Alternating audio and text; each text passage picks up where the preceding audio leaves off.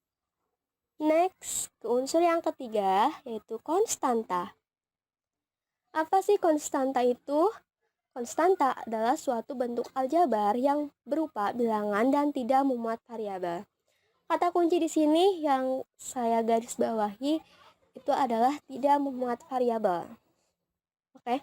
Dan berupa bilangan. Itu cukup sekali mendeskripsikan gitu ketika kita ingin mengidentifikasi berupa bilangan tidak memuat variabel.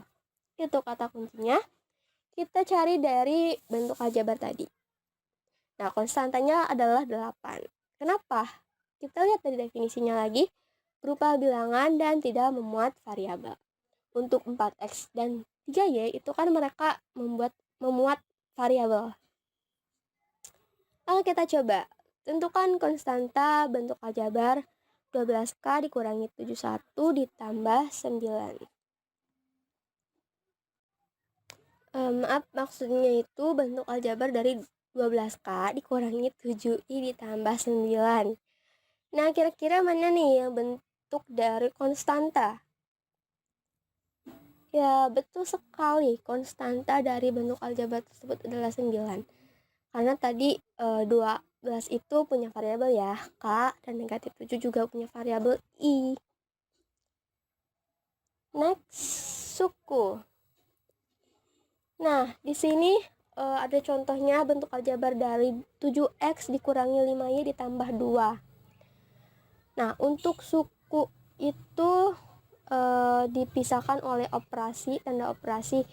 Di sini ada operasi penjumlahan, yaitu pengurangan dan tambah. Dari bentuk aljabar ini kita ketahui bahwa ada 3 suku. Yang pertama 7x, kemudian 5y, dan 2. Nah, di suku ini ada jenis-jenis suku yang harus kita ketahui. Yang pertama ada trinomial, yaitu suku 3. Nah, di sini contohnya itu bentuk aljabar dari 7x dikurangi 5y ditambah 2. Itu termasuk ke dalam trinomial atau suku 3. Lalu ada binomial, yaitu suku 2. Jadi terdiri dari 2 suku. Contohnya ada 7x ditambah 9 dan 5b dikurangi 8. Yang ketiga ada monomial, suku 1. Contohnya 2x dan 4. Sedangkan bentuk aljabar yang lebih dari 3 disebut polinomial atau suku banyak. Contohnya 5x pangkat 4 dikurangi 2x kuadrat ditambah 2y dikurangi 7. Nah, sebenarnya di sini jika kita ingin menghafal, tinggal kita ingat-ingat depannya saja nih. Tri itu kan 3, berarti trinomial 3 suku. Binomial 2, binomial berarti 2 suku. Monomial, mono itu kan 1, jadi monomial 1 suku. Kalau banyak berarti polinomial. Seperti itu ya. Nah, selanjutnya dalam bentuk aljabar juga kita kenal istilah suku sejenis dan tidak sejenis. Ya, kita lihat di sini ada bentuk 3x negatif 2x negatif 6x. Apakah termasuk suku sejenis dan tidak sejenis?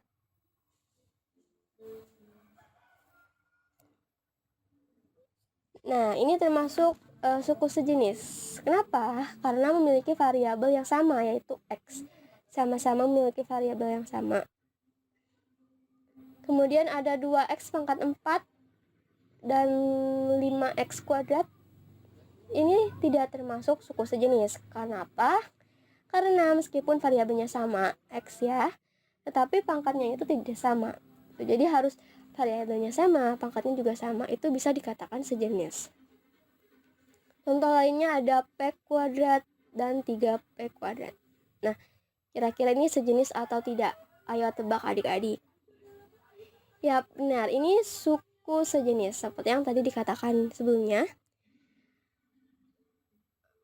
Ini memiliki variabel yang sama dan juga pangkat yang sama, itu pangkat 2. Oke, selanjutnya kita masuk ke contoh. Nah, biar lebih paham ya.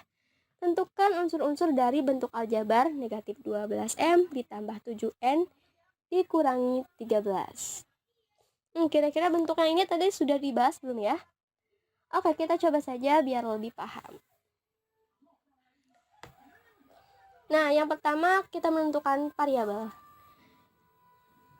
Variabel itu kan tadi sudah dibahas adalah lambang pengganti suatu bilangan yang belum diketahui nilainya dengan jelas.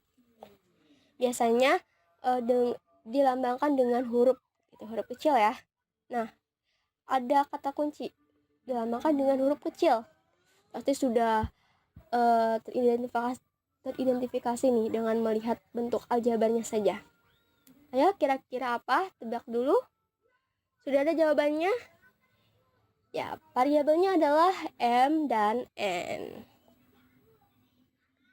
Oke, yang selanjutnya kita menentukan koefisien. Bilangan yang bentuk aljabar yang memiliki bilangan pada bentuk aljabar yang memiliki variabel. Kata kuncinya adalah bilangan memiliki variabel. Bisa dilihat dalam bentuk aljabarnya, kira-kira apa? Sudah ketemu jawabannya? Ya, koefisiennya adalah negatif 12 dan 7. Kenapa? Karena negatif 12 ini memiliki variabel M dan 7 variabelnya adalah N. 13 tidak punya variabel ya, jadi tidak bisa dikatakan sebagai koefisien. Selanjutnya adalah konstanta. Nah, kata kunci dari konstanta adalah tidak memuat variabel dan merupakan bilangan. Sudah bisa ditebak yang mana konstantanya? Oke, konstantanya adalah negatif 13 ya. Karena negatif 13 ini tidak memuat variabel dan juga merupakan bilangan. Nah, selanjutnya suku. Ini terdiri dari 3 suku ya. Ada suku yang pertama negatif 12M, suku kedua 7N, dan suku yang ketiga negatif 13. Nah, untuk selanjutnya ada soal latihan nih buat adik-adik kerjakan di rumah. Bikin kotlatan, kira-kira dari 2 bentuk aljabar ini tentukan apa saja sukunya, variabelnya, koefisiennya, konstantanya dengan benar ya, seperti tadi pembahasan di awal. Untuk ini juga untuk mengasah gitu pemahaman kalian setelah menyimak video pembahasan tadi. Nah, cukup sekian pembahasan video dari kakak. Kurang lebihnya mohon maaf.